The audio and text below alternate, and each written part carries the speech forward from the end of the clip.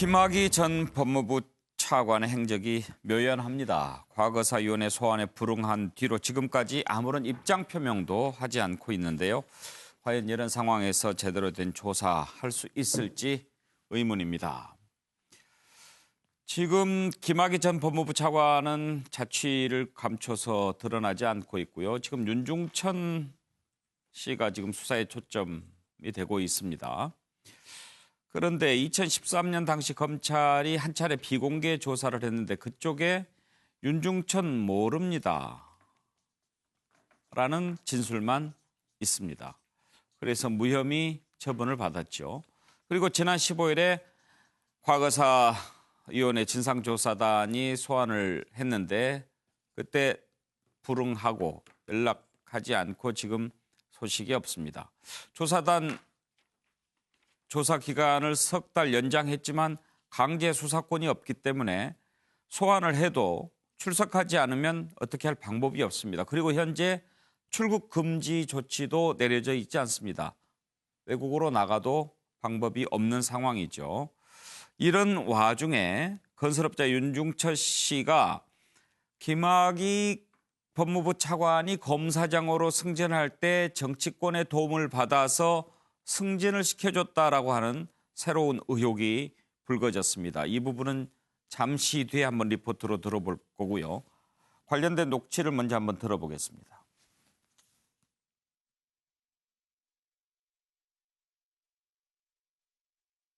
김학의 사건의 핵심이 뭡니까? 제가 깊게 생각해 보지는 않았습니다만 상식인의 입장에서 볼 적에 첫째는 몹시 문란한 성범죄가 지속적으로 있었던 것 같다는 것이고요. 둘째는 성과 함께 모종의 검은 거래는 없었을까 하는 점이고요. 셋째는 그런 것들이 몽땅 모종의 작용에 의해서 은폐되고 비호됐다 하는 의혹이 있다고 생각합니다. 황교안을 잡기 위해서 이 일을 벌린 건 아니죠. 그런데 이 일을 벌리면 황교안도 연루가 될 수 있겠구나라는 생각을 안 할 수는 없겠죠. 그런데 어쨌든 저는 이제 과거 일이지만 왜 일이 두 번씩이나 덮여졌냐. 예. 그걸 할 수 있는 사람은 법무부 장관이나 검찰총장이 아니에요. 이제 그거는 청와대에서 할 수 있는 거죠. 전체 검찰을 아주 그냥 망신을 주는 거고 아주 그냥 국민들로 하여금 진저리가 치가 떨릴 정도로 진저리가 나게 만든 사건이거든요. 그러니까 검찰로서도 이거 좀 덮었으면 좋겠는 거예요. 전체 이미지가 먹칠하니까. 그리고 이제 그 선친하고 옛날 박정희 대통령하고 무슨 특별한 관계가 있었다는 얘기가 있더라고요. 근데 제가 이제 이런 얘기는 과감히 해야 되겠는데. 과감히 하세요. 제 친구나 후배들 검사들 많았잖아요. 옛날 검사들 다는 아니지만 일부는 그렇게 논 사람들 굉장히 많았어요. 되게 더럽게 논 사람들 많습니까? 예, 많았어요. 예. 최경철 의원부터 먼저 좀 물어볼까요? 정두원 전 의원 얘기를 들어보면 검사들이 다 그렇게 놀았다. 검사들 듣기에 기분 안 좋을 것 같은데요?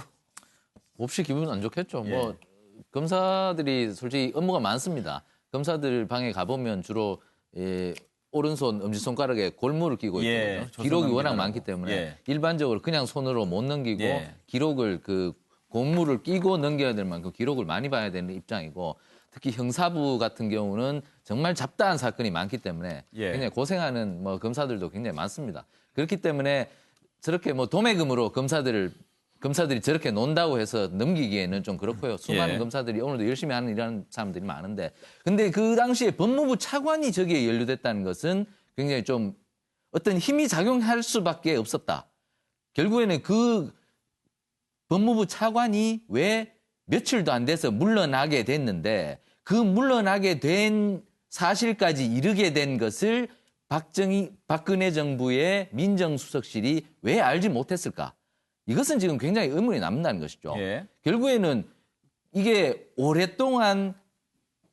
오래전에 있었던 것인데 제가 그 모 검사장 출신 그 검사한테 얘기를 들어보니까 당시에 2013년도에 검찰 내부에서도 김학의 당시 차관이죠. 차관에 대해서 이와 비슷한 그 동영상과 연루된 소문이 있었다는 얘기가 있었다고 그래요. 예. 그렇다면 그런 소문이 검찰 내부에 있었는데 왜 청와대에서는 그것을 알지 못했을까? 아까 정두원 전 의원이 뭐 방송에서 지적했듯이 어떤 힘이 있지 않았나? 예. 결국엔 김학의 전 차관의 아버지까지 연루된 것을 보면 결국에는 차관 임명은 청와대의 권한이니 결국에는 김학의 전 차관에 대해서 당시 박근혜 정부와 어떤 힘의 역학관계가 힘의 연루관계가 있었던 것은 제가 볼 때는 합리적인 추론이 가능한 것 같고요. 그다음에 또한 그 검찰의 수사 결과가 결국 용두사미로 끝났다는 것도 결국 어떤 힘이 작용할 수밖에 없지 않았는가. 저는 이런 합리적 의심이 있으니 이번에 그 오늘 박상기 법무부 장관이 저기에 대해서 명확하게 해소를 하겠다. 재수사를 통해서. 예. 그래서 이번 정부 아래서 올해 연내로 예. 저 부분에 대해서 명확한 수사를 해서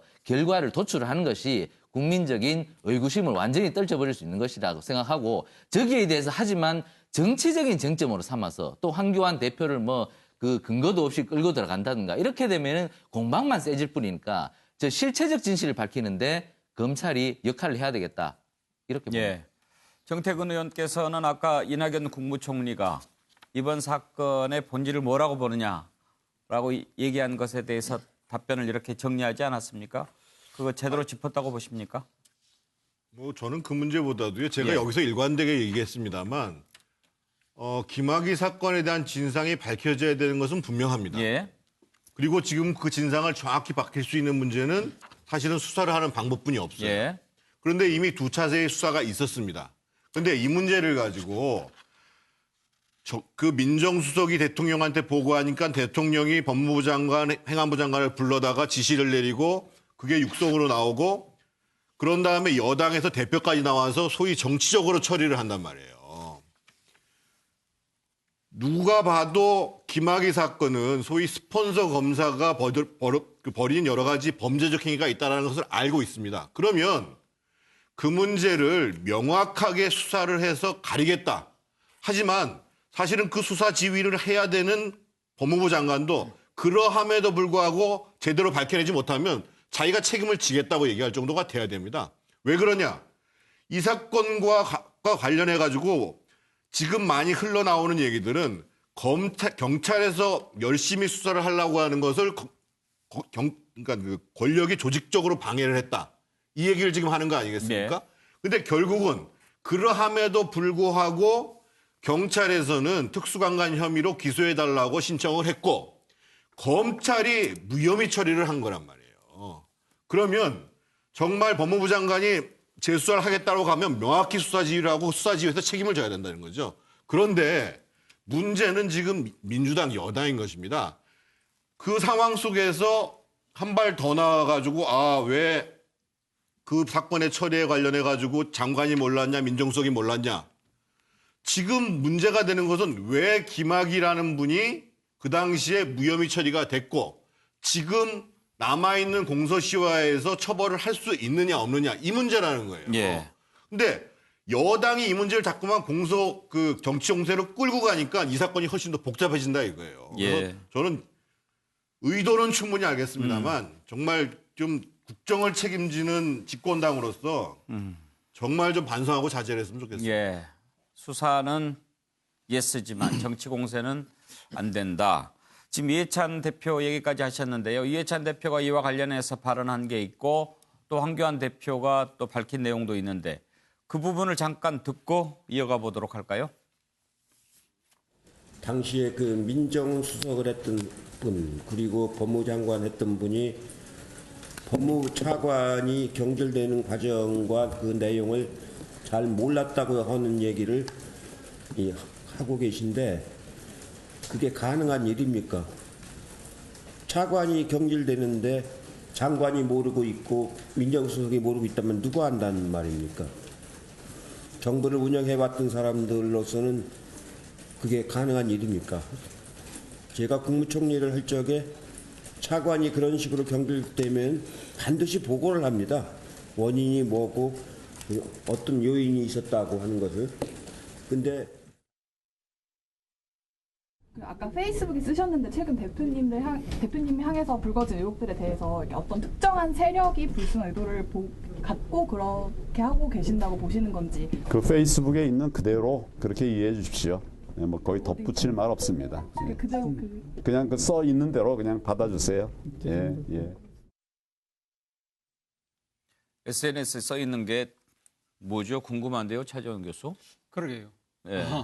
아마 지금 뭐 본인 입장에서는 그때 당시에 그러니까 지금 김학의 차관이 그런 그 문제 때문에 그러니까 지금 뭐 내사를 받고 있다는 걸 알았고 그 뒤에 뭐 본인이 먼저 자진의 사표를 썼기 때문에 그것이 전부 다였다는 내용이 아마 SNS에 아마 한 대표가 올렸던 것이 아닐까 하는 생각인데요. 예. 아마 그 본인은 아마 몰랐다는 이야기인데 저는 뭐 사실 한교안 대표의 저희 발언 자체에 대해서 저는 약간 고개를 갸웃거립니다. 아무래도 뭐 자신 다른 부처의 차관도 아니고 자기하고 같이 있는 이 차관이 그런 문제에 연루됐고 그리고 자신이 지휘하는 검찰 조직이 내사를 벌이고 있는 상황이었는데 그 부분에 대해서 전혀 몰랐다? 모르겠습니다. 그러니까 제가 지금 여기 김학의가 뭐길래라고 썼습니다만은 사실은 어떻게 보면 박근혜 정부가 출범하고 나서 첫 번째 이 조각하는 단계에서 이 첫 번째 그 박근혜 정부의 첫 법무부 차관으로 임명됐잖아요. 그렇다고 한다면 박근혜 대통령 입장에서는 잘 모르고 임명할 수도 있죠. 그러나 이런 문제, 아주 심각한 문제가 이렇게 드러났을 때 과연 이 문제에 대해서 그 정권적 부담이 있었을까요? 저는 별로 없을 거라고 보는데 그 부분에 대해서 명백하게 파헤치고 오히려 단죄를 했다고 한다면 오히려 본인 입장에서는 검찰 조직을 장악하는데도 상당히 도움이 되지 않았을까? 그런데도 불구하고 왜 이걸 비호하고 덮었을까? 예. 라는 생각을 본다고 한다면 과연 김학의라는 사람이 누구길래라는 생각이 의문이 든다는 것이죠. 뭐 그래서 지금 한간에 놓는 의혹 중에 하나가 지금 김학의 차관이 임명될 때 뭐 최순실 씨의 뭐 추천에 의했다라든지 뭐 그런 최순실 씨의 작용설 그리고 앞서 정도원 의원이 이야기했지만 또 이 김학의 전 차관과 아버지와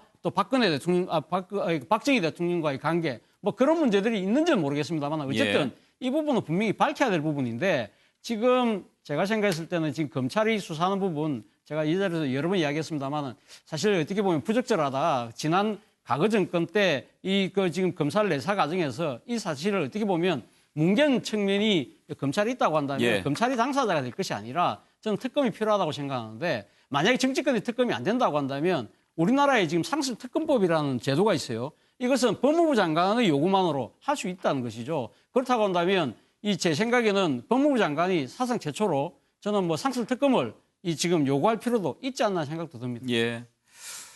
자, 이제 황교안 대표는 SNS에 참 악한 세력이다. 나를 음해하기 위한 것이다. 그렇게 주장을 하고 있는데 현근택 부대변인 이해찬 대표가 지적한 것처럼 과연 법무부 차관을 바꾸는데 장관도 모르고 그렇게 할 수가 있겠느냐라고 지적하는 것 상당히 일리가 있어 보입니다. 그런데 지금 야당, 특히 자유한국당에서는 이게 다 다른 의도를 가지고 이렇게 하는 것 아니냐라고 주장을 하고 있는 상황에서 이해찬 대표가 이런 얘기를 하니까 더 정치적인 의도가 있는 것처럼 그렇게 받아들여질 수도 있다는 생각도 듭니다. 이게요, 결국은 수사가 안 됐기 때문에 계속 문제가 남은 겁니다. 그리고 많은 국민들이 그에 대해서 의혹을 갖고 있었고요. 경찰도 명확히 밝혔듯이 어쨌든 동일인이 맞는데 이유도 분명하지 않게 됐단 말이죠. 근데 단순히 이게 이 당시의 장관 차관 문제가 아니에요. 이 두 분은 고등학교 1년 선후배 사이고 연수원 1년 선후배 사이고 오랫동안 검찰에 같이 있었습니다. 그런데 장관이 되고 한 분이 차관이 됐다. 근데 한 분은 문제가 생겼다. 당연히 가장 중요한 거는요. 제가 보기에 장관 차관 문제가 아니라 그 당시에 수사 2번 무혐의 날 때 법무부 장관이 누구였느냐라는 것이죠. 그다음에 곽상도 그 당시에 민정수석이었는데 본인도 얘기했어요. 그 당시 행정관이 국가수에 가서 동일인지 여부에 대한 보고서를 받아오게 했단 말이죠. 민정수석에서 왜 갑니까? 그 수사기관에서 하는 일을. 그렇다 그러면 당연히 곽상도 민정수석과 황교안 당시 법무부 장관이 이 사건에 대해서 책임이 있는 것이죠. 그 부분에 대해서 모든 국민들이 의문을 갖고 있고 지금 뭐 특검을 하자는 여론이 70% 넘습니다. 어떤 그런 국민적인 요구에 대해서 반응을 하는 것이지 이게 뭐 정치적으로 되지도 않는 사건을 밀어붙여가지고 하는 이슈를 만드는 그건 아닙니다. 이미 이슈화가 돼 있고 그거에 대해서 국민들이 요구를 하고 있다라고 보는 게 정확한 것 같습니다. 윤기찬 대변인은 현근택 부대변인 얘기에 대해서 어떻게 생각하십니까? 글쎄요. 논점은 어찌됐든 지금 이해찬 대표께서는 경질 과정에 대해서 몰랐을 리 없다 이렇게 말씀을 하시는데 경질 과정에 대해서 또 알면 어떻습니까? 보고를 받을 수도 있죠. 경질 과정에 대해서는. 경질 원인과 이래서 경질한다. 문제는 임명 과정에 대해서 사전에 모르면 되는 겁니다. 알았는데도 불구하고 왜 막지 않았느냐. 사실 임명권자도 아니거든요. 그다음에 검찰 수사 과정에서 개입했는지 여부. 마치 이런 것들을 국민들이 이해하기에는 그런 표현을 쓰심으로써 국민들께는 검찰 수사 과정에 개입했다. 또는 그런 사정이 있음에도 불구하고 임명을 강행하는데 일조했다. 뭐 이런 취지로 들리게끔 하니까 음해 세력의 기획이다 이런 취지의 페이스북을 올린 것 같고요. 이 부분은 진상규명이 아니고 수사 아닙니까? 수사. 그러니까 수사를 할 때는 단서가 나와야 되는 것이고 지금 또 공소시효가 남아야 되는 것이고 수사 과정에 대해서는 별도로 수사기관에 맡겨두고 정치권에서 이에 대해서 특별히 여러 가지 왈가왈부할 단서가 없는데도 불구하고 추측성 왈가왈부는 이거 사실 정치 행위죠. 예. 이것은 자제해야 된다 이렇게 생각합니다. 박원석 의원은요. 이 문제를 가지고 정치 공방을 과하게 벌이는 게 사건의 실체를 규명하고 그리고 책임을 묻는데 그다지 그렇게 도움이 되지 않는다라는 점에 저도 공감을 합니다. 핵심은 두 가지인데요. 하나는 이제 사건의 실체를 규명하는 겁니다. 그리고 김학의 전 차관을 비롯해서 책임져야 될 사람들의 책임을 묻는 거고 지금 김학의 전 차관뿐만 아니라 우리 사회의 여러 그 특권층들이 여기에 연루돼 있다. 이제 이런 그 의견들이 있지 않습니까? 그것도 명백히 밝혀져야 되고요. 또 한 가지는 당시에 그럼 이걸 누가 덮었냐? 이게 문제 핵심이라는 거죠. 그런 점에서 봤을 때 지금 검찰이 법무부 과거사위원회가 재수사 권고를 하더라도 당시에 이 수사를 담당했던 검사들이 현직에 있는 지금의 검찰이 이 수사를 다시 맡는 것은 이치합당하지 않다. 그런 면에서 봤을 때 특검으로 가는 것이 불가피한데 특검으로 가는 방법에는 두 가지가 있습니다. 예. 국회에서 이와 관련된 별도의 특검법을 여야가 논의하고 합의해서 통과시켜서 특검을 하는 방안인데 예. 뭐 불가능할 것 같아요. 제가 보기에. 아하. 지금 국회 상태로 보면은. 그러면 앞서 차재원 교수가 얘기하셨듯이 이미 국회를 통과해 있는 상설특검법이 있습니다. 법무부 장관이 이 사건을 상설특검에 의해서 다루도록 하겠다라고 판단을 하고 신청을 하면 곧바로 추천위원회가 구성이 돼가지고 특검 후보를 추천해서 수사를 진행할 수 있다는 거죠. 저는 최초의 사건으로 이 사건을 다루는 것이 적절한가에 대한 논란은 있겠습니다만 그렇게라도 진실을 규명해야 되고 또 이 진실을 덮은 그리고 은폐하고 축소한 그 사건의 실체를 밝혀야 된다고 생각을 하고요. 황교안 대표와 관련해서는 이해찬 그 대표께서 하신 말씀은 당시에 뭐 그 해임된 상황을 몰랐다 이것뿐만 아니라 임명 과정에 대한 문제 제기도 포함이 돼 있는 거죠. 법무부 장관이 그렇게 논란이 되는 인물이 법무부 차관에 임명되는데 물론 임명권자가 아니기 때문에 의견을 개진하는 게 한계가 있었다고 하더라도 결국에는 방조한 거 아니냐 이 책임을 묻는 거고 예. 또 한 가지는 이게 검찰에서 축소 은폐되는데 민정수석이나 당시 법무부 장관으로서 어떤 개입의 의혹이 없었냐 저는 이조차도 특검의 수사 대상이기 때문에 일단 특검을 수행하는 게 중요하다고 생각합니다. 예, 이렇게 김학의 전 차관에 대해서 여러 가지 의혹이 제기되고 있는 가운데 아까 설명드린 대로 건설업자 윤중천 씨가 김학의 차관이 검사장으로 승진할 때 정치인에게 청탁을 해서 승진에 도움을 줬다는 의혹이 제기가 됐습니다. 이권열 기자가 단독 보도한 내용을 한번 들어보시겠습니다.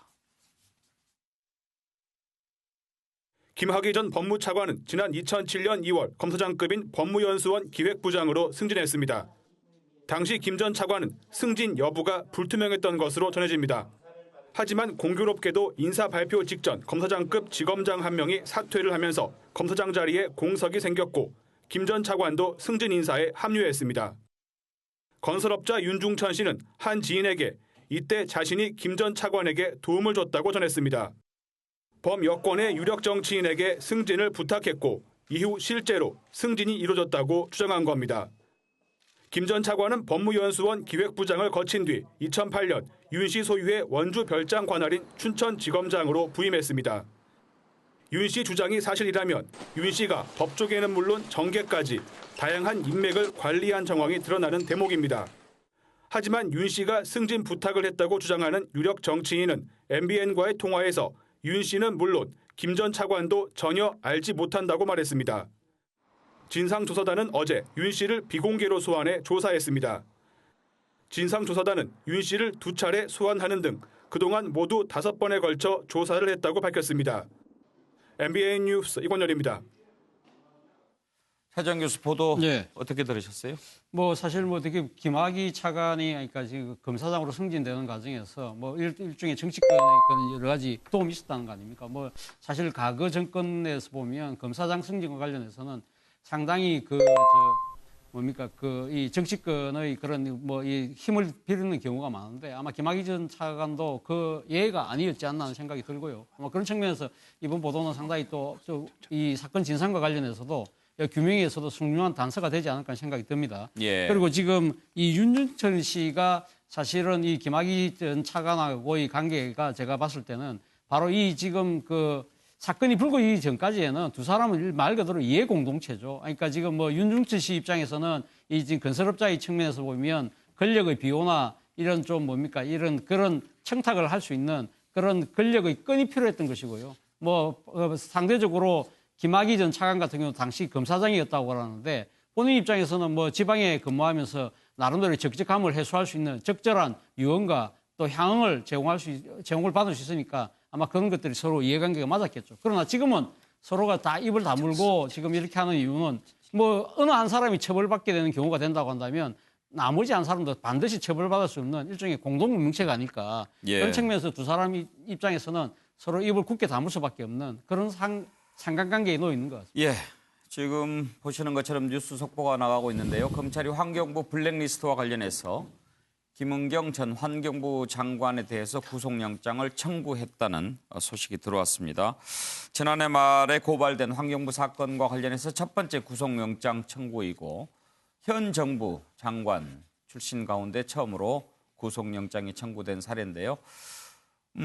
방금 전에 보신 보도와 관련해서 윤중천과 김학의 관계는 어떤 것인지 얘기 듣고 있는데 정태근 의원 말씀 잠깐 듣고 이 문제 한번 짚어보죠. 예, 지금 이제 김학의 전 차관 쪽에서 이제 반격을 한다고 봐야 되는데 과거에 자신을 승진시켜줬던 그 현재 여권, 예. 민주당 쪽의 실세를 이제 공개하는 모양새를 통해 가지고 방어하려고 그러는데 저는 이 문제는 아까 제가 말씀드린 대로 그 법무부 장관은 특임 검사든 상설특검에 의한 특별 검사든 빨리 결정을 내려서 그 수사를 바로 할 수 있도록 해야 되는 것이고 예. 그 수사는 모든 것을 헤집는 것이 아니라 처벌 가능한 내용에 대해서 공소시효가 남아있는 부분에 대해서 우선적으로 분명하게 수사가 이루어져야 되고 또 한 가지 저는 자유한국당 쪽에서도 자유한국당이 이 김학의 씨를 옹호할 이유가 전혀 없습니다. 객관적으로 수사가 이루어질 수 있도록 하고 그 문제에 대해서 당당히 접근하는 것이 저는 국민들 보기에도 훨씬 더 보기 좋은 모습이라고 생각합니다. 예, 이번 이슈는 이 정도에서 정리하고 방금 전에 속보로 전해드린 김은경 전 환경부 장관 구속영장 청구와 관련해서 좀 얘기해 보겠습니다. 최경철 의원. 예.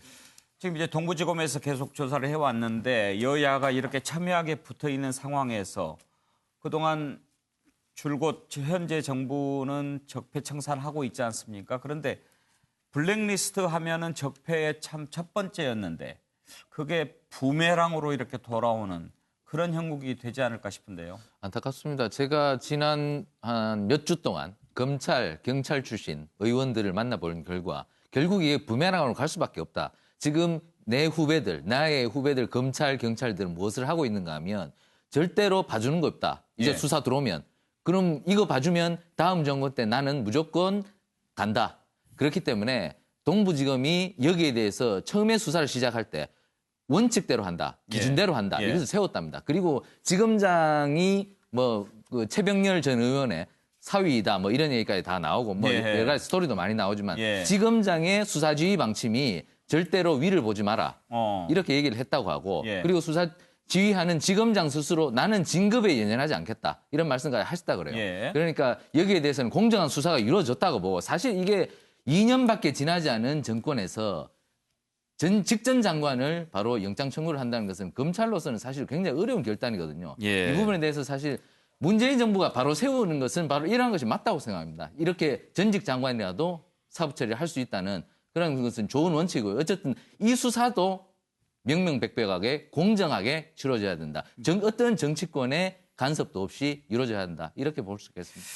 예, 김은경 전 환경부 장관은 지난 정부에서 임명된 환경부 산하기관 임원 24명의 명단을 만들어서 사표 동향을 파악하도록 한 그런 혐의를 받고 있었죠. 또 환경부 직원들을 시켜서 사표 제출을 종용했다 이런 것도 있었고 박은석 의원. 네.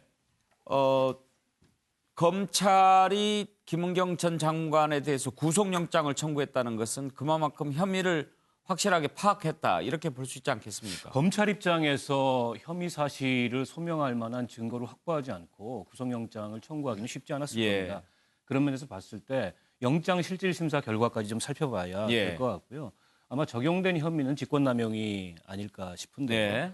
근데 이제 직권남용의 그 범위를 어떻게 보느냐에 따라서 그동안에 여러 논란들이 있었습니다. 그래서 영장이 발부될지 여부는 뭐 지금 저희가 속단하기 어렵고 지켜봐야 되는데 어찌됐든 전 정부가 됐든 이 정부가 됐든 직무상의 권한과 또 합법적인 절차를 넘어서서 이루어진 그런 어떤 행위라면 그건 당연히 법에 따라서 조치가 되는 게 바람직하다고 생각합니다.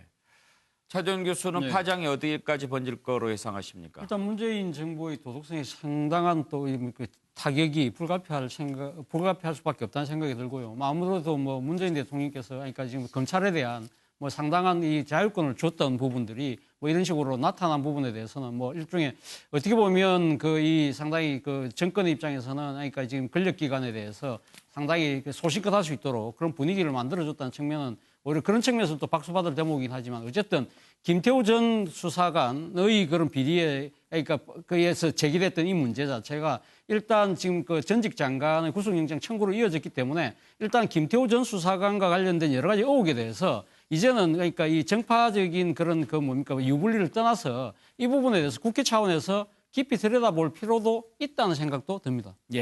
정태근 의원. 이거는 이제 직권남용 수준을 넘어서서요. 지금 김은경 장관은 국회에서 분명히 자기가 얘기를 했습니다. 자기한테 인사권이 없다고 얘기했습니다. 근데 법에 보면은 8개 기관 중에 대통령이 추천할 수 있는 기관은 4개뿐이 없습니다. 임명하는 기관은. 나머지는 장관이 임명을 하는 것이거든요.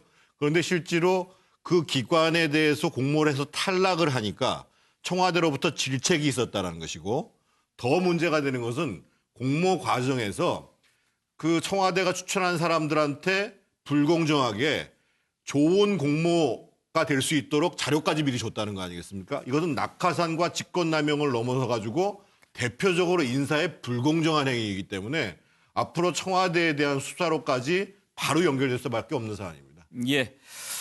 일단 구속영장이 청구가 됐고 또 이제 영장 실질 심사가 남아 있으니까 진행 상황을 봐가면서 한 번 더 짚어보도록 하겠습니다.